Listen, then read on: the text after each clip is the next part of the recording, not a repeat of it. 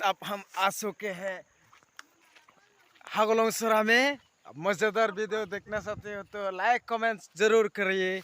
ये है सजक है, ये जो हम लोग आया है ना, बहुत से आया है, देखिए बहुत से आया है।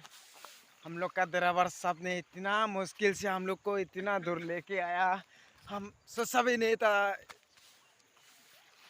आते आते तो हम लोग का पेट्रोल खत्म हो चला। इधर में हम लोग पहले है हागोलोंगसरा में आया था। मैं सोचा इधर में बहुत सारा लड़के मिलेगा, साला एक भी लड़की नहीं है। साला सिंगल रहते रहते बोर हो गया हम लोग। साला अभी तक कहाँ जाऊँ, किधर रहो, क्या कहूँ, कुछ मालूम भी नहीं चल रहा है। किस लड़के से बात करो, अभी चला हागोलोंगसरा साजक सगला। जरा सबर करो। अभी हम पहुंचने वाले हैं उदयपुरी। जरूर आप लोग को देखा जाएगा। हम लोग जाएंगे इस तरफ, नहीं तो उस तरफ। सो अभी पुराना वाला गर्लफ्रेंड है ना, उसको शायद देख पाओ ना नहीं देख पाओ, शर्म की बात है। अब पहुंच गया है हम लोग उदयपुरी में।